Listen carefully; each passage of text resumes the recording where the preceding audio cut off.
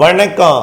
செல்வகுமாரின் அறுவடை விவசாயிகள், விதைப்பு விவசாயிகள், பூச்சி விரட்டி அடிக்கும் விவசாயிகள், உலர்த்தும் விவசாயிகள், விவசாயத்தின் பல்வேறு வானிலையுடன் கூடிய பணிகள் மற்றும் பொது பணிகள், செங்கல் சூளை பணிகள், உப்பள பணிகள் அனைத்திற்குமான வானிலை ஆய்வறிக்கை 2025 பிப்ரவரி 12 புதன்கிழமை அதிகாலை நிலவர ஆய்வறிக்கை. வானிலை அமைப்பு தென்னரைக்கோள நிகழ்வு 2 வலுவாக நீடித்துக் கொண்டிருக்கிறது. உயரழுத்தமும் அதே மாதிரி நீடித்துக் கொண்டிருக்கிறது. தொடரும் வெயில், இரவு நேர குளிர், பனிப்பொழிவு.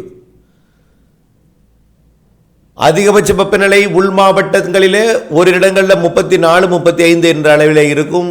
இது எதிர்பார்த்த ஒன்றுதான். நேற்றைக்கு 34.6 இருந்தது ஈரோட்டிலே. குறைந்தபட்ச வெப்பநிலை கரூர் பரமத்தியில் 16 டிகிரி செல்சியஸாக இருந்தது. மழையை பொறுத்த வரைக்கும் 23ஆம் தேதிக்கு மேல் எதிர்பார்க்கப்பட்டது. மாத இறுதி நாட்களிலே கண்டிப்பாக இருக்கும். 24, 25, 26, 27 தேதிகளில் கண்டிப்பாக மாத இறுதி நாட்களிலே தென் மாவட்டங்களுக்கும் இலங்கைக்கும் உண்டு.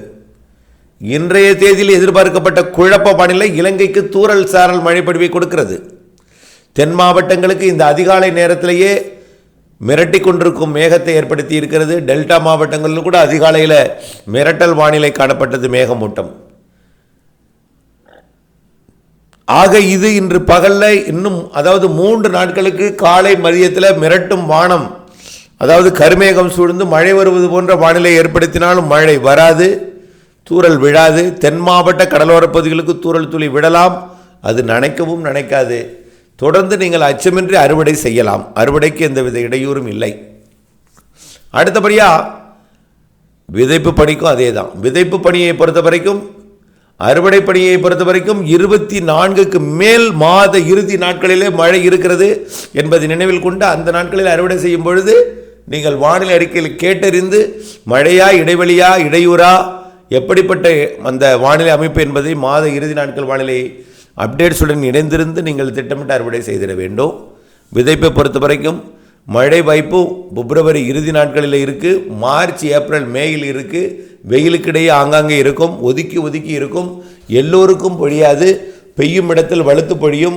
குறிப்பிட்ட மாவட்டங்களில் வலுவான நிகழ்வு ஏப்ரல், மேயில் வலுவாக இருக்கும். ஆகவே இவையெல்லாம் கணத்தில் கொண்டு உங்களுக்கு பெய்யலாம், ஒதுக்கி கொண்டே இருக்கலாம். ஒரு நாள் குறைவாகவோ கூடுதலாக பெய்யலாம். இது நம் விவசாயத்துக்கு தேவைப்படும் பொழுது அது இயற்கையாக கொடுக்காது. கைவசம் நீர் தேக்கி கவலையின்றி விவசாயம் செய்ய முதல்ல மழைநீர் சேகரிப்பு அமைப்பை ஏற்படுத்திவிட்டு கைவசம் நீர் தேக்கிவிட்டு பிறகு அதன் நம்பிக்கையில் நீங்கள் விவசாயம் செய்ய வேண்டும். மழை பொழிவு, ஆனால் கோடை மழை சராசரிக்கு கூடுதல் இருக்கிறது.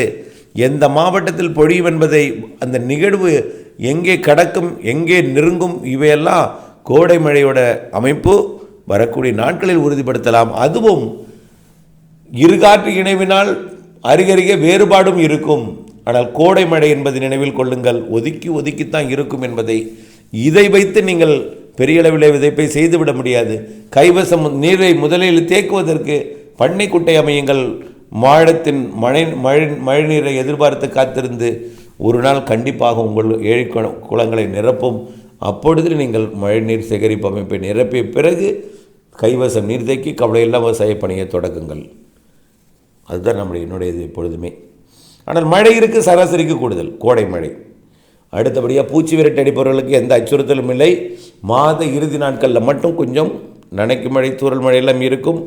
26, 25 தேதிகளில் அதனை நீங்கள் அறிந்து திட்டமிட்ட நீங்கள் பணியை மேற்கொள்ள வேண்டும். அடுத்தபடியாக எல்லா பணிகளுக்குமே, பொதுப்பணி எல்லா பணிகளுக்குமே, கோடை மழை ஏப்ரலில் ஒரு 2-3 நாள், மேயில் ஒரு 2-3 நாள், மார்ச்சில் நிகழ்வுகளால் தூறல் சாரல் நனைக்கும் மழைப்பொழிவுகள், பிப்ரவரி இறுதி தூறல் சாரல் நனைக்கும் மழைப்பொழிவுகள் இருக்கும். இது எல்லாமே ஒரு குறிப்பிட்ட இடங்களில் குறைந்த பரப்பில் தான்.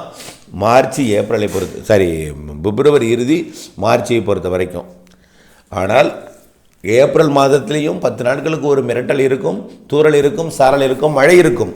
ஆனால் ஏப்ரல், மேயை பொறுத்த வரைக்கும் பெரும்பாலான நாட்கள் வெயில் நாட்கள் தான். ஆனால் இந்த ஆண்டு வெயில் சராசரியை ஒட்டி இருக்கும். ஒட்டுமொத்த நாட்களை ஒப்பிட்டு, அதாவது சராசரியாக பார்க்கும் பொழுது சராசரியை ஒட்டியிருக்கும், சராசரிக்கு சற்று கூடுதலாகவோ சராசரிக்கு சற்று குறைவாகவோ அல்லது சராசரியாகவோ இருக்கும். ஆனால் மாதம் முழுவதும் மணல் காற்று வீசாது. இந்த ஆண்டு கோடையில் மழை இருக்கிறது, ஏப்ரல் மேயில் கோடை மழை இருக்கிறது 4 நாட்கள் 3 நாட்களுக்கு என்பது நினைவில் கொள்ள வேண்டும். ஆனால் பிற நாட்களிலே மிரட்டி கொண்டிருக்கும், மழை இருக்கும், ஆங்காங்கே இருக்கும் என்பது நீங்கள் நினைவில் கொள்ள வேண்டும். ஆகவே இது உப்பு உற்பத்தியையோ செங்கல் சூளையோ பாதிக்காது. ஆனால் மழை இடைவெளி வானிலை அறிந்து உங்கள் பணியை மேற்கொள்ள வேண்டும். கோடை மழை தான் மாதத்திற்கு 2 நாள் வலுவாக இருக்கும். அந்த 2 நாள் 60 நாளில் 4 நாள், 60 நாளில் குறைந்தபட்சம் 4 நாள் நல்ல மழைப்பொழிவை தரும். அந்த மழைப்பொழிவு நிகழ்வு வழித்தடத்தை மட்டும் அறிந்து அதற்கேற்ற திட்டத்தை நாம் வகுத்து கொள்வது தான் சிறப்பு. வேறு ஒன்றும் பெரிதாக எந்தவித பாதிப்பும் இல்லை. அடுத்தபடியாக கோடை மழைக்கு அப்புறம் தென்மேற்கு வடகிழக்கு பருவமழைகள். இந்த ஆண்டு தென்மேற்கு பருவமழை மே 31 தொடங்கும் என்று எதிர்பார்க்கப்படுகிறது. முன்கூட்டியே தொடங்கினாலும் அணைகள் ஏற்கனவே நிரம்பி இருப்பதாலும் முன்கூட்டியே தொடங்குவதாலும் அணைகள் கண்டிப்பாக ஜூன் மாதத்திலேயே மீண்டும் ஒரு சுற்று நிரம்பிவிடும். கடந்த ஆண்டெல்லாம் ஜூலை ஆகஸ்ட் தான் நிரம்பியது. இந்த ஆண்டு ஜூன் மாதத்திலேயே அணைகளை நிரப்பும் மழைகள் இருக்கிறது. தொடக்கம் ஒரு நிகழ்வாக இருந்தாலும் தொடங்கி முன்னேறி போய் கொண்டிருக்கும்.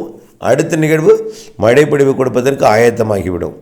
அப்படித்தான் இந்த ஆண்டு தென்மேற்கு பருவமழை கேரளா உள்ளிட்ட தமிழ்நாடு உள்ளிட்ட அனைத்து மாநிலங்களுக்கு இருக்கும். தமிழ்நாட்டை பொறுத்த வரைக்கும் மேற்கு தொடர்ச்சி மலை கணவாய் பகுதிகள் என்பது உங்களுக்கு தெரியும்.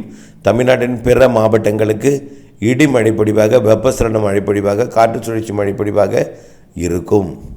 தென்மேற்கு பருவமழை சராசரிக்கு கூடுதல் இருக்குது. அணைகளை நிரப்பும் மழை, அணைகளினுடைய பாசனத்தை நம்பி விவசாயம் செய்தவர்கள் ஜூன் மாதம் விவசாயம் செய்யலாம். ஆனால் ஒவ்வொரு அணைக்கும் ஒரு திறக்கும் தேதி இருக்கும், அதை நீங்கள் பார்த்து கொள்ள வேண்டும். கோடை மழை இருக்குது, தென்மேற்கு பருவமழையும் சிறப்பாக இருக்குது. தென்மேற்கு பருவமழை தமிழ்நாட்டிலேயே தென்மேற்கு பருவமழை காலத்தில் கூட காற்று சுழற்சி உருவாகலாம். அதனால் தமிழ்நாட்டின் பிற மாவட்டங்களுக்கும் தென்மேற்கு பருவமழை இருக்கிறது.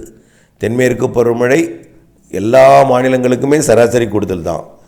எல்லா மாநிலங்களுக்குமே விவசாயத்துக்கு ஏற்ற மழையாகத்தான் இருக்கும். ஒரு 25% இடங்களில் பாதிப்பை ஏற்படுத்தும் மழைப்பொழிவாக தென்மேற்கு பருவமழை தெரிகிறது. வடகிழக்கு பருவமழை அதை விட சிறப்பு. கண்டிப்பாக வடகிழக்கு பருவமழை 2025 சிறு நிகழ்வும் அதிக மழை தரும், வலுவான நிகழ்வும் அதிக மழை தரும், கடந்த ஆண்டை விட கூடுதல் மழை தரும். கண்டிப்பாக 2025 மழைப்பொழிவு பற்றாக்குறை இருக்காது. இந்த பிப்ரவரி மட்டும் கடந்து விட்டால் போதும். மார்ச்சிலிருந்து நம்பிக்கை பிறக்கும். ஏப்ரல் மே வெயிலுக்கிடையே அவ்வப்பொழுது மழை நம்பிக்கை கொடுக்கும். ஜூன் மாதத்திலிருந்து அடுத்த ஆண்டு ஜனவரி மாதம் வரைக்கும் மழைக்கான சாதகம் வலுவாக இருக்கிறது தமிழ்நாட்டில் என்பதை புரிந்து கொண்டு வானிலை அப்டேட்ஸுடன் இணைந்திருந்து அப்டேட்ஸ் அறிந்து மாறுதல் அறிந்து துல்லியம் அறிந்து திட்டமிட்ட வேளாண்மை செய்து அன்போடு கேட்டுக்கொள்கிறேன். நன்றி.